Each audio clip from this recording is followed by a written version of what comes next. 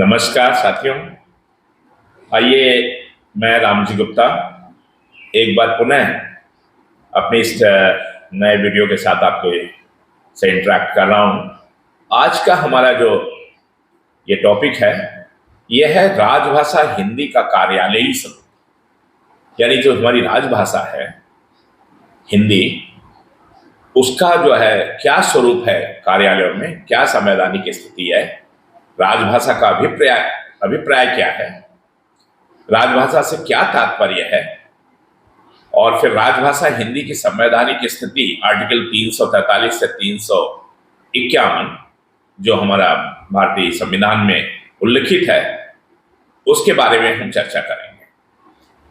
तो आज जो है, आइए नेक्स्ट पीपीटी में देखिए, हम चलते हैं। पूरा ये डेडिकेटेड है हमारा टॉपिक आज का राजभाषा के ऊपर। तो आइए देखिए, राजभाषा पर जाने से पहले एक आपके सामने एक सुविचार के रूप में एक पंक्ति लिखी हुई है। इस पंक्ति से मैं अपना ये आज का आपसे इंटरेक्शन जो है शुरू करना चाहूंगा। निज भाषा उन्नति अहे, सब उन्नति को मूल, बिन निज भाषा ज्ञान के, मिटत न हिय के कोसो। कहने का तात्पर्य यह है कि देखिए, हर किसी की अपनी भाषा है, और अगर अपनी भाषा नहीं है तो आप ये समझिए कि आपका उन्नति जो है वो संभव नहीं होगा। तो अगर आपकी अपनी भाषा है, मातृभाषा है, अपने देश की भाषा है, तो सब उन्नति का वही जड़ है, वही मूल है। और अगर नहीं भाषा का अपना है तो हमेशा हमारे हृदय में एक पीड़ा रहेगी कि हमारी अपनी भाषा नहीं। तो आइए इसके साथ हम आगे बढ़ेंगे, आपको बताएंगे कि राजभाषा का अभिप्राय क्या है। राजभाषा जो हमारी हिंदी है, सबसे पहले तो आप ये जान लीजिए कि हमारे राष्ट्र की कोई राष्ट्रभाषा नहीं है। आपको ये जान करके थोड़ा सा हो सकता है कि ताज्जुब भी आए, क्योंकि आपके संज्ञान में होगा कि हिंदी हमारी राष्ट्रभाषा, लेकिन हिंदी हमारी राष्ट्रभाषा नहीं है। और अभी तक हमने किसी भी भाषा को संवैधानिक रूप से राष्ट्रभाषा का दर्जा नहीं दिया है। अभी तक हमने केवल हिंदी को राजभाषा का दर्जा मिला हुआ है, और ये संविधान के अध्याय 17 में आर्टिकल जो है 343 से लेकर के 351 के बीच जो है वो मेंशन है। तो यानी हमारे राजभाषा का मतलब हो गया हमारे राजकाज की भाषा। राजकाज की भाषा का मतलब हो गया हमारा जो सेंट्रल गवर्नमेंट का है, मान लीजिए संघ की भाषा क्या है, सरकारी कामकाज किस में चलता है, तो हम कह सकते हैं ये हमारी सरकार की भाषा या सरकारी कामकाज की भाषा, ऐसा कह सकते हैं। तो राजभाषा का मतलब है, इसको इंग्लिश में ऑफिशियल लैंग्वेज भी कहते हैं। तो ये राजभाषा हमारी हिंदी जो है, इसको जो है जब संविधान लागू हुआ तो उसमें जो है ये संविधान बनाया जा रहा था, और संविधान सभा में जो नियम समिति है उसकी बैठक हुई, और 14 सितंबर 1949 को ये डिसाइड हुआ कि हिंदी को राजभाषा के रूप में जो है प्रतिष्ठित किया जाए। इसीलिए जो है राजभाषा दिवस जो है ये 14 सितंबर को घोषित किया गया, और हर साल हम लोग जो है 14 सितंबर को राजभाषा दिवस के रूप में मनाते हैं। क्योंकि हमारा जो ये राजभाषा बनी है संविधान की तरफ से, ये डिसीजन जो है 14 सितंबर 1949 को हुआ, और इसके बाद जो है हमारा गणतंत्र जो है 1950 से लागू हुआ, तो हमारी राजभाषा जो है हिंदी तब से चली आ रही है। तो आइए देखिए, ये इसका जो है जो कार्यालयी स्वरूप जो हमारा संवैधानिक स्थिति है राजभाषा की, हम आज उस पर डिस्कस करेंगे। तो देखिए, हम आगे आपके सामने जो पीपीटी खुली हुई है, राजभाषा हिंदी की संवैधानिक स्थिति, तो इसमें सबसे पहले आर्टिकल 343 आता है। अब ये आर्टिकल 343 में कि 3 सब क्लासेस हैं 1, 2, 3 करके, 343(1) जो है ये क्या कहता है? संविधान की धारा 343(1) में ये उल्लिखित है कि संघ की राजभाषा देवनागरी लिपि में लिखित हिंदी है।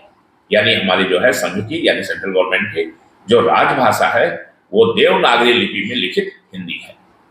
और हमारा अंकों के लिए जो है हम अंतर्राष्ट्रीय लिपि का प्रयोग करते हैं, यानी वो जैसे 1 2 3 4 जैसे लिखते हैं।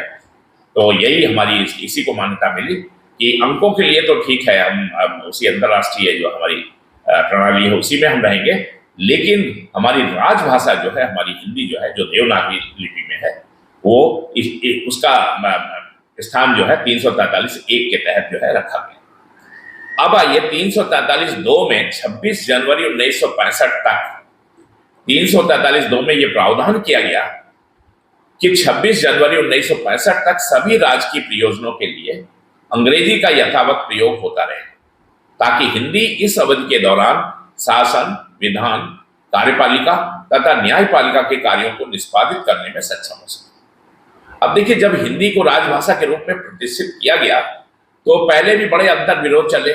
जब ये चर्चा चली कि हिंदी को राजभाषा के रूप में प्रतिष्ठित किया जाए, तो नियम समिति में बड़ी जो है कंट्रोवर्सी आई, और फिर जो ये मुंशी एंगर जो एक फॉर्मूला निकाला गया इसमें, उस फॉर्मूले के तहत जो है यही एक बात आई कि ठीक है, हिंदी को राजभाषा का दर्जा दिया जाए, लेकिन 15 वर्षों तक, यानी 26 जनवरी 2050 को जो है हमारा ये संविधान लागू हुआ, और 15 वर्षों तक यानी 26 जनवरी 1965 तक सभी राजकीय प्रयोजनों के लिए अंग्रेजी का यथावत प्रयोग होता रहेगा, ताकि हिंदी इस अवधि के दौरान शासन, विधान, कार्यपालिका तथा न्यायपालिका के कार्यों को निष्पादित करने में सक्षम हो।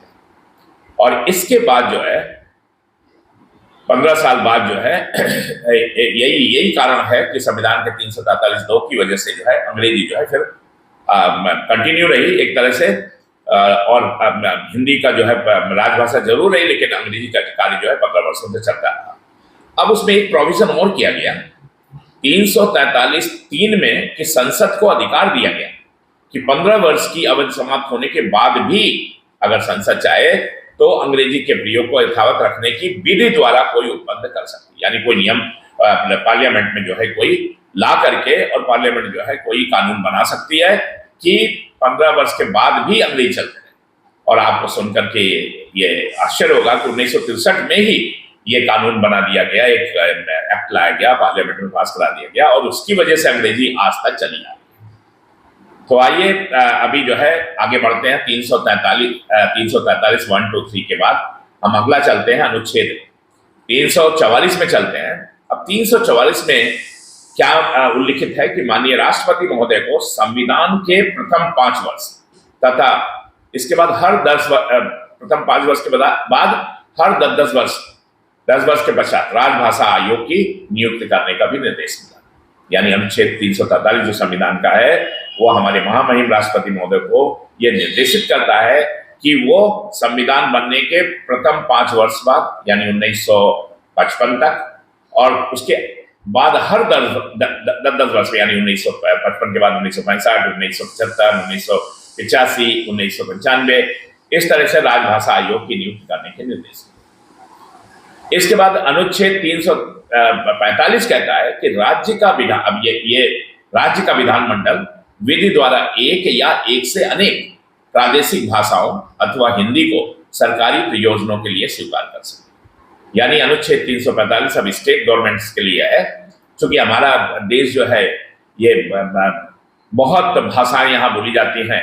जो हमारा संविधान है उसकी 8वीं सूची में एज ऑन डेट अगर देखिए तो अभी 22 भाषाएं हो गई हैं। शुरू में 14 भाषाएं थी और 3 अमेंडमेंट करके इनमें और भाषाओं को जोड़ा गया, और अभी एज ऑन डेट जो है कुल 22 भाषाएं हो गई। तो अब राज्यों में अलग अलग उनकी व्यवस्थाएं की गई, ताकि कोई आपस में मतलब संघ का और राज्य का कोई वो प्रॉब्लम ना रहे डीलिंग में। तो राज्य का विधानमंडल विधि द्वारा कानून बना करके एक या एक से अधिक प्रादेशिक भाषा, अपनी जो प्रदेश की भाषाएं अथवा हिंदी को सरकारी प्रयोजनों के लिए स्वीकार कर सकेगा। ये उसमें अनुच्छेद 345 में किया गया। तो ऐसे कई राज्यों की अपनी अपनी जो रीजनल लैंग्वेजेस हैं, अगर कोई हिंदी को भी अपनाना चाहते तो हिंदी भी है, कोई अगर अंग्रेजी को अपनाना चाहते तो अंग्रेजी उनकी जो है प्रादेशिक भाषाएं हैं, उसको उन्होंने अपने जो है विधानमंडलों के द्वारा जो है वहां पर जो है एक या एक से अधिक भाषाएं कर रखी। अब आइए अनुच्छेद 346 क्या परमिशन देता है अनुच्छेद 346 में यह लिखा गया कि एक राज्य तथा दूसरे राज्य के बीच तथा किसी राज्य एवं संघ के मध्य पत्राचार में संघ की राजभाषा का ही प्रयोग। देखिए, संघ की